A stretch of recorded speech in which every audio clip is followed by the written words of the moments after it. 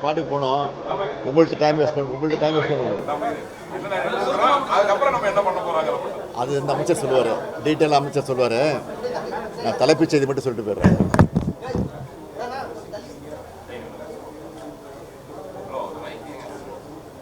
தொடர்ந்து ரெண்டு மூன்று நாட்களாக மழை பெய்யும் என்று எச்சரிக்கப்பட்ட நிலையில் தமிழ்நாடு அரசாங்கம்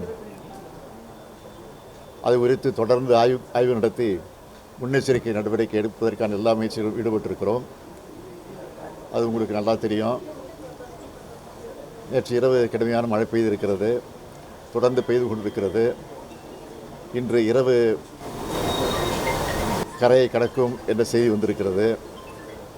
ஆக இந்த நிலையில் நம்முடைய கண்ட்ரோல் ரூமில் நாங்கள் சென்னை மாநகராட்சியினுடைய ஆணையர், காஞ்சிபுரம், திருவள்ளூர், ராணிப்பேட்டை, செங்கல்பட்டு ஆகிய ஆட்சித்தலைவர்களோடு தொடர்பு கொண்டு அங்கே இருக்கக்கூடிய நிலவரங்களை எல்லாம் கேட்டு தெரிந்து கொண்டோம்.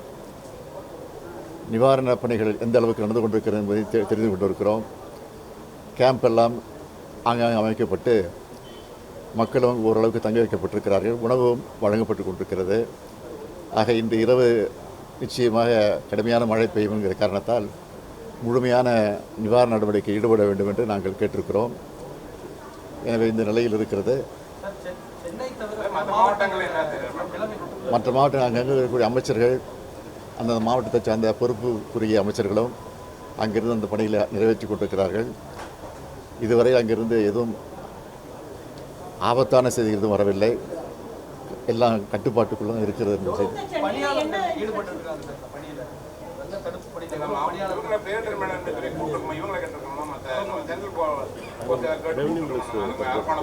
வருவாய்த்துறை அமைச்சர் நீட்டாக சொல்லுவார்.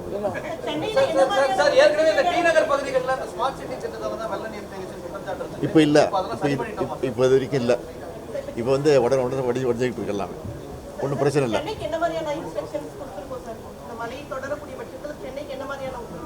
சென்னையில் எங்கே தண்ணி தேங்குமோ அந்த இடத்திற்கு முன்கூட்டியே நாங்கள் அதுக்குரிய நிவாரண நடவடிக்கை ஈடுபட்ட காரணத்தினால இப்போ இது வரைக்கும் எந்த பிரச்சனையும் இல்லை என்பது தான் எங்கள் செய்தி. அப்படி இருந்தாலும் அதை சமாளித்துக் கொள்வோம்.